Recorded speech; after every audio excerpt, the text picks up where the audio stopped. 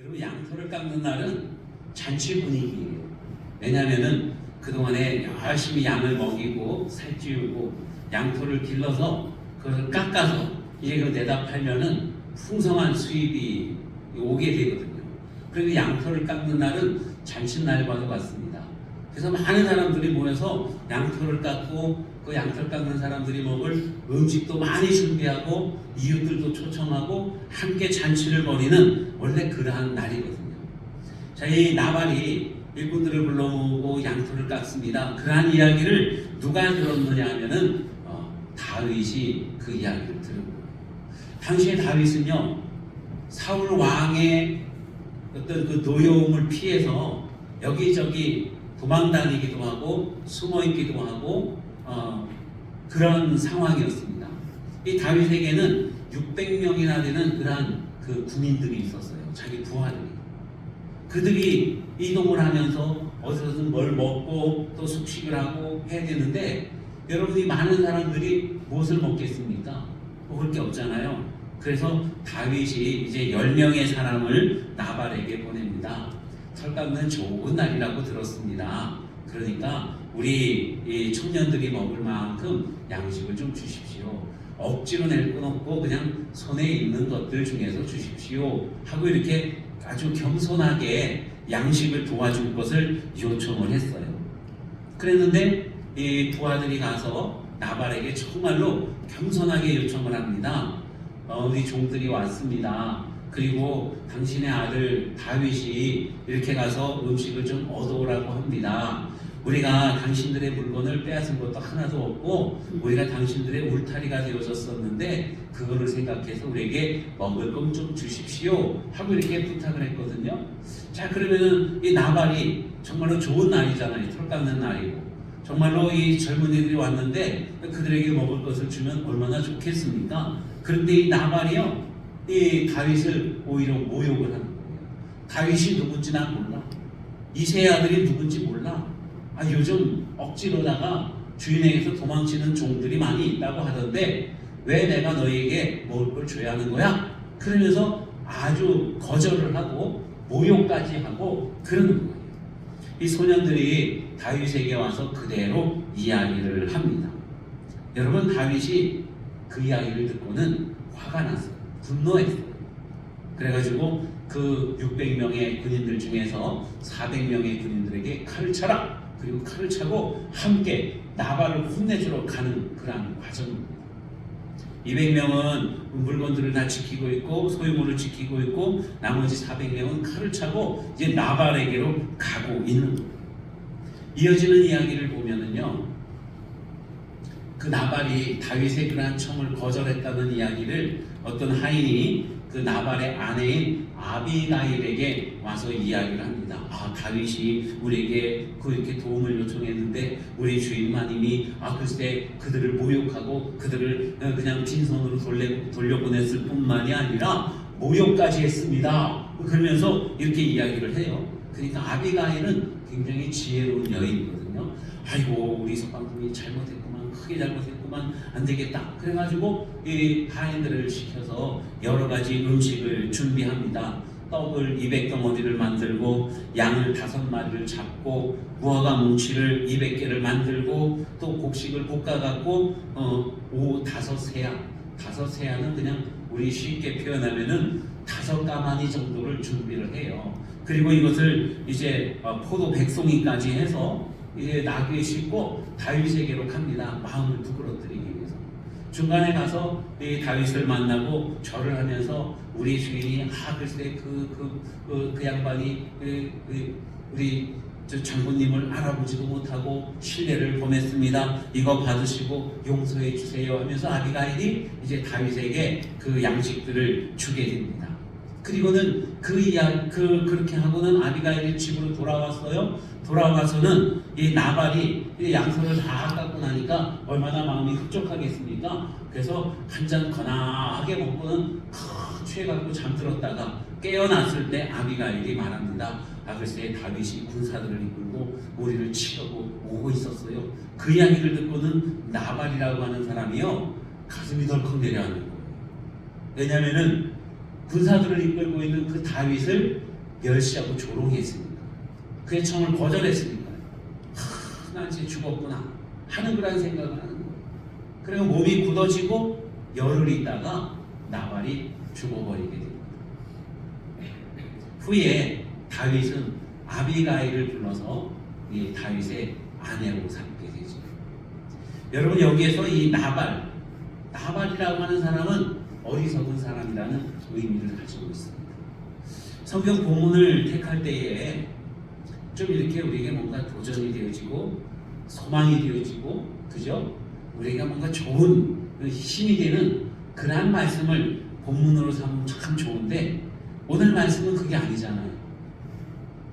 어리석은 사람의 이야기를 본문으로 삼았습니다. 왜 그랬을까요? 우리는 이렇게 하지 말자. 따라해보세요. 우리는 이렇게 하지 말자. 어떻게요? 나발과 같은 삶을 살아서는 안 된다는 것입니다. 그럼 나발은 어떤 사람일까요? 첫 번째로 나발은요, 은혜를 모르는 어리석은 자였다는 거예요. 은혜를 모르는 사람. 여러분, 아까 우리 하나님의 은혜를 알아야 되고 우리 이웃들의 은혜도 알아야 되지 않습니까? 옆에 있는 사람들도 나에게 은인인 거예요. 원수가 아니라 은인인 줄로 믿으시기 바랍니다. 옆에 있는 사람이 있으니까 우리가 행복하게 살 수 있는 것이거든요. 여러분, 다윗은 그리고 그의 부하들은 나발에게 있어서는 이웃이었는데, 어떤 이웃이었냐면은 사실상 좋은 이웃이었다는 거예요. 다윗에게는 600명의 군사들이 있어요. 그들이 나발의 집 근처에 있다는 것만으로도 든든한 울타리 역할을 했다는 것입니다. 도적들이 감히 그 마을에 쳐들어올 수가 없어요. 왜냐하면 다윗의 군사들이 있습니다. 그래서 알게 모르게 이러한 어떤 은혜를 입는 거예요. 이 나발은 양을 치는데 아무 걱정이 없어요. 도적들이 쳐들어올 걱정이 없는 거예요. 왜냐하면 다윗의 군대가 있습니다. 그런데 그러한 것들은 전혀 생각하지 아니하고 내가 내 양을 먹였지 뭐, 이렇게만 생각한 거예요. 다윗이 옆에 있음으로써 든든했다고 하는 그런 생각을 전혀 하지 못했다고 하는 것입니다. 그런가 하면은 여러분, 다윗의 부하들은 군사들이잖아요. 배가 고프면은 뭐 그냥 도적질도 할 수 있는데 그리하지 않았다는 거예요. 그리하지 않았어요. 군인들이지만 이 군인들이 사실상 보면은 때로는 도적질도 많이 한다고 합니다. 왜냐하면 먹을 게 없으니까.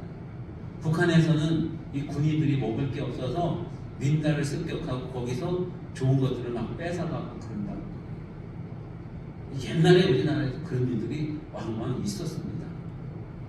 그런데 이 다윗의 부하들은 억지로 빼앗은 일이 전혀 없었고, 오히려 그들이 든든한 울타리가 되어서 나발이 양을 치는데 전혀 어려움이 없도록 그렇게 그늘이 되어졌던 것입니다.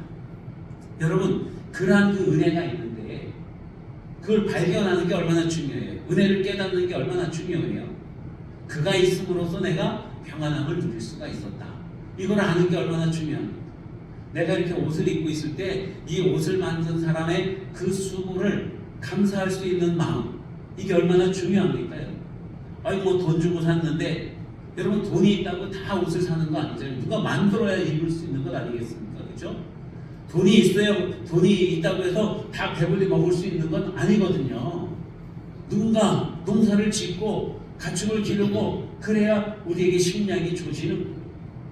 그래서 우리는 비록 내가 돈을 지불하지만 이것을 만든 그 사람이 누구인지는 몰라도 은혜를 입고 살아가고 있다는 그러한 생각을 해야 된다는 것입니다.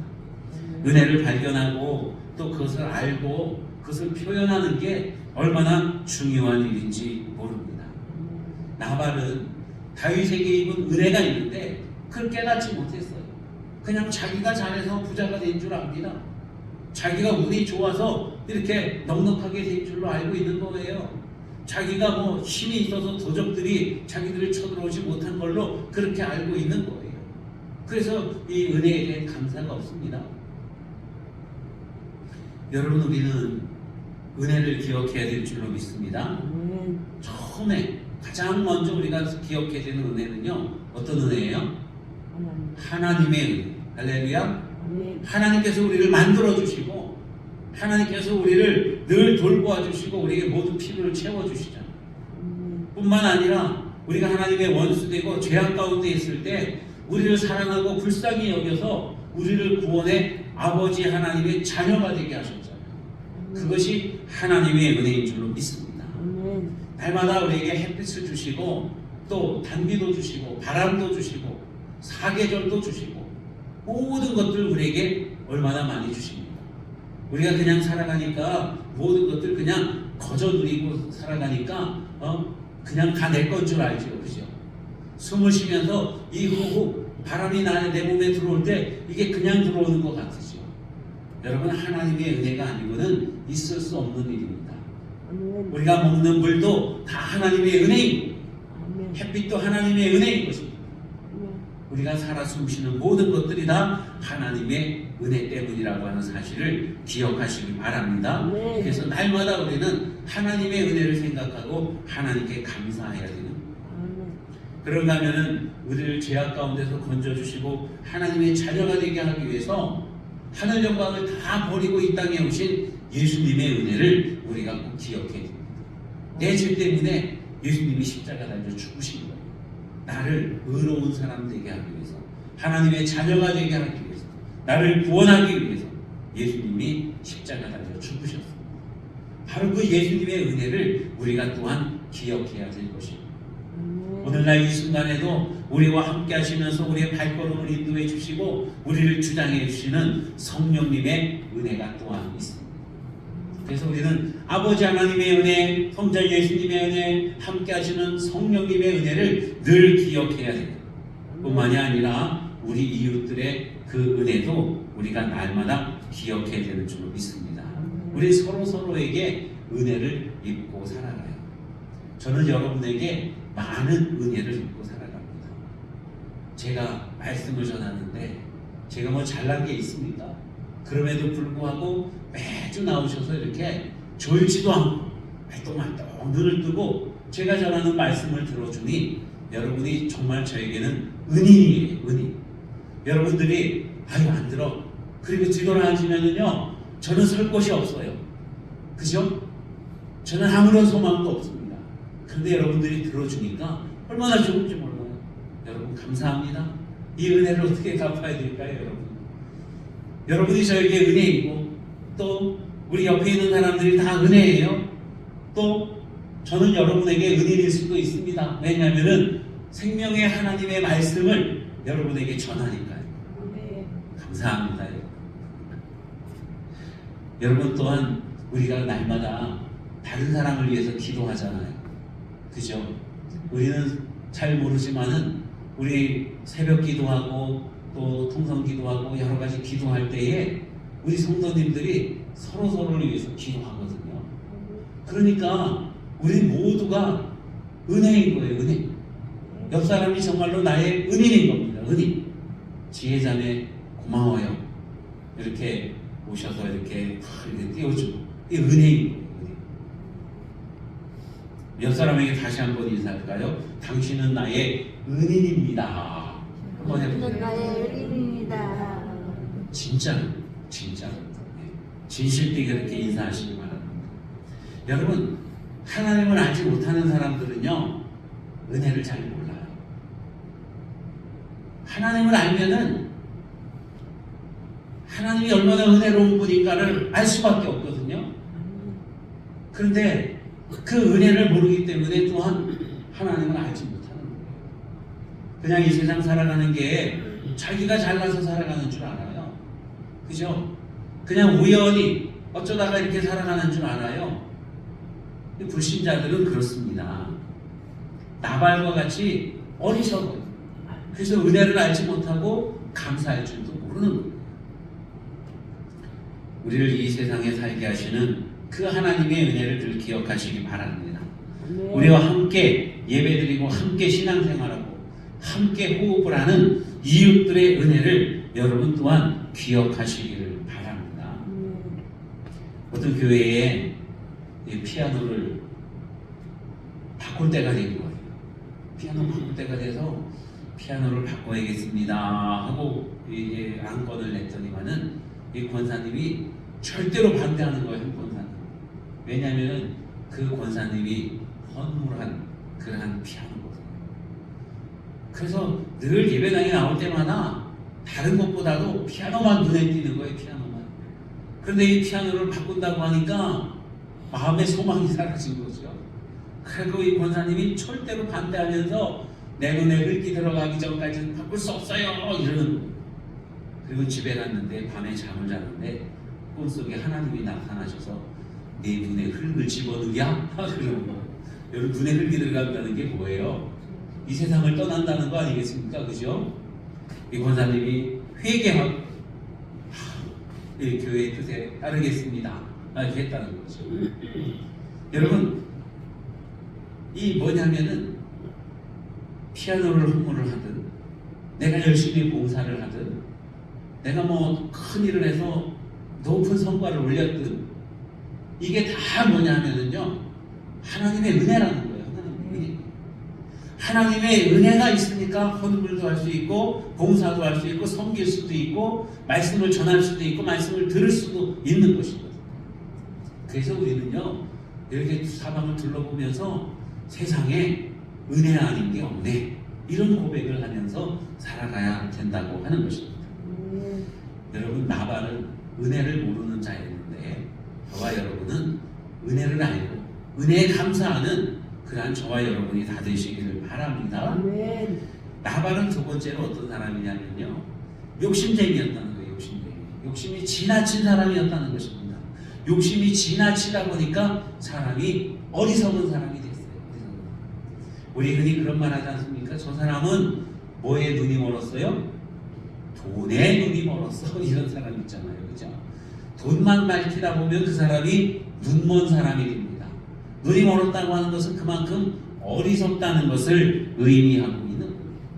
여러분 나발은 가난한 사람이 아니에요. 나발은 부자입니다. 양이 3,000마리고 염소가 1,000마리나 되는 큰 부자예요.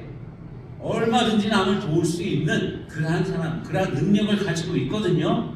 그럼에도 불구하고 욕심이 지나쳐서 도울 줄을 모르는 거예요. 성경 말씀에 보면은 돈을 사랑하니 일만하게 뿌리가 되나니 하고 디모데 전서에서 말씀하고 있습니다. 여러분 돈은 사랑의 대상이 아니에요. 돈이 좋긴 좋지요. 솔직히 돈이 좋긴 좋잖아요. 하지만 돈은 사랑의 대상이 아닙니다.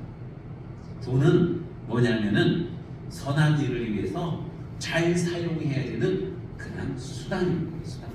선한 일을 위해 사용하는 것, 하나님의 일을 위해 사용하는 것, 그것이 바로 물질이고 돈이라고 하는 것입니다. 우리 주님께서 말씀하시기를 돈은 쌓아놓으면은 녹이 쓴다고 그랬어요. 도둑이 훔쳐간다고 그랬습니다. 돈을 쌓아놓으면은요 죄가 틈타게 되는 거예요. 여러분 물이 고여 있으면 어떻게 돼요? 썩잖아요, 그죠? 그런데 이 물이 잘 흘러가면은 맑은 물을 유지할 수 있습니다. 돈도 마찬가지예요. 들어오면 또 나가고 또 들어오고 나가고 이래야 이 돈이 정말로 제대로 가치를 실현할 수가 있는 것입니다. 전라남도 구례군 토지면이라고 하는 곳이 있대요. 안 가봤는데 거기에 가면은 아주 근사한 한옥이 하나 있습니다. 이름이 운조루라고 하는 한옥이에요. 지금 지방문화재로 이렇게 돼가지고 구례군에 가는 사람들이 관광차 들려보기도 합니다. 이 집은요 영조 임금 때 류이주라고 하는 사람이 지은 집이에요. 집이 아주 큽니다. 얼만큼 크냐면은 99칸. 여러분 99칸이면은 임금님이 아닌 일반 백성이 짓고 살 수 있는 가장 큰 집을 99칸이라고 그러잖아요. 그죠? 이 99칸짜리 그런 아주 정말 오래된 같은 그러한 집이 있는데요. 여기에서 그 유명한 게 하나 있는데 그게 뭐냐면은 쌀뒤주예요. 쌀뒤주가 뭔지 아시잖아요. 그죠? 쌀을 담아놓고 끼니 때마다 거기서 쌀을 떠서 밥을 하는 그 쌀을 보관하는 쌀통, 이 뒤주인데 이 뒤주가 아주 유명해요. 그 뒤주에는 이런 글씨가 써져 있습니다. 타인능해. 다른 사람도 얼마든지 열 수 있다. 여러분 뒤주는 원래 누가 문 여는 거예요? 그 집에 안주인이 열어야 되잖아. 그죠? 며느리도 못 열잖아요. 시어머니가 꼭 열어서 떠주는 대로 하는 게 그게 뒤주인데, 이 뒤주는요 모든 사람이 누구든지 열 수 있다는 거예요. 이 유이주라고 하는 사람은 99칸짜리 집을 짓고 사는 부자였는데, 가난한 사람들이 어려워할 때에 와서 누구든지 쌀을 떠갈 수 있도록 이 뒤주를 문에다가 이렇게 내놓고 그 뒤주 여는 문을 바깥을 향하게 해놨다는 거예요. 그래서 배고픈 사람, 마을 사람 누구든지 와서 쌀이 없으면 쌀을 떠갈 수 있도록 해놓은 뒤주라고 합니다. 나에게 넉넉함이 있으니 배고프고 모자란 사람은 얼마든지 와서 떠가세요. 이게 이 뒤주의 의미인 거예요. 나에게 많은 것이 있다고 하는 것은요, 무엇 때문에 있는 거예요? 베풀고 나누고 좋은 일에 쓰라고 하나님이 주셨다는 것입니다. 물론 이때 당시 이 사람이 하나님을 안 사람은 아니지만은 이렇게 덕을 행하는 사람이었어요. 물질에 욕심을 내지 않냐고요. 특별히 가난한 사람들이 와서 떠갈 때에, 여러분 가난한 사람이 부잣집에 와가지고 쌀을 얻어갈 때는 어때요? 자세가 아이고 이러면서 비굴해지잖아요. 그죠? 그 부끄럽잖아요. 그런데 이 사람은요 그런 일을 하지 않으려고 정말 이 어려운 사람들을 위한 배려 차원에서 그냥 알아서 떠가세요. 그래서 뒤주를 바깥을 향하게 놓았다고 하는 거예요. 약한 자를 도울 때도 자존심 상하지 않게 돕는, 여러분 그거야말로 진정한 배려이고 도움인 줄로 믿습니다. 그거야말로 은혜를 알고 또 그 은혜를 어떻게 베풀어야 되는가 하는 것을 아는 그러한 모습이라고 하는 것이죠. 나발은 부자였지만 베푼 사람들을 외면해요. 모욕까지 하면서 외면해요. 그래서 그는 어리석은 자였습니다.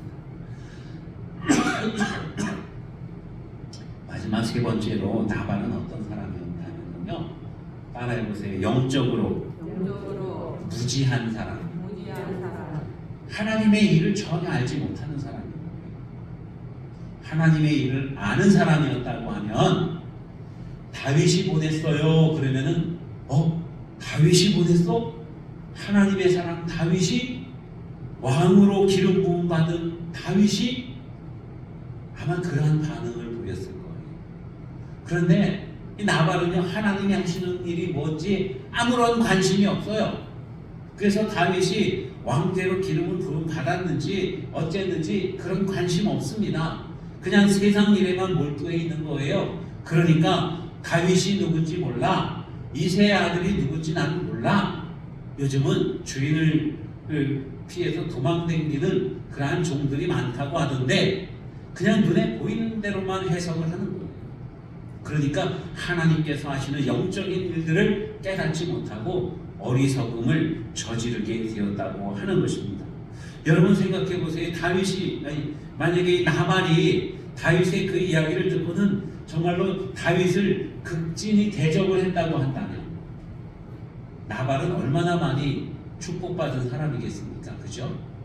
근데 영적인 일에 관심이 없으니까 그 축복의 기회를 다 놓쳐버리고 만 거예요. 이스라엘 땅에 큰 가뭄이 왔을 때 하나님께서 엘리야에게 너는 저기 사르밧으로 가라 말씀하셨습니다. 이 사르밧은 이스라엘 경내에 있는 것이 아니라 이방 땅이었어요. 그곳에 갔을 때에 이 사르밧 과부는, 그는 이스라엘 백성이 아니었지만은 그러나 하나님을 알아요. 하나님이 하시는 일도 알아요. 하나님의 사랑도 알아요. 그래서 엘리야를 공개합니다. 그는 부자가 아니고 그냥 가난한 과부고 먹을 거 이만큼 남아 있었지만은 그 모든 것 만들어서 먼저 엘리야를 대접을 했더니 그 가정에 이 기근이 끝날 때까지 가루가 그치지 않고 병의 기름이 마르지 않았다는 거예요. 풍성한 축복을 받게 되었다고 하는 것입니다. 지금은 손해보는 것 같지만 믿음으로 감사하는 마음으로 우리에게 베풀어진 은혜를 생각하면서 여러분 하나님의 마음을 가지고 행할 때에 놀라운 축복을 우리 하나님께서 베풀어 주시는 줄로 믿으시기를 바랍니다. 따라해 보겠습니다. 은혜를 알아야 한다. 은혜를 알아야 한다. 욕심을 버려야 한다. 욕심을 버려야 한다. 하나님이 하시는 일을 알아야 한다.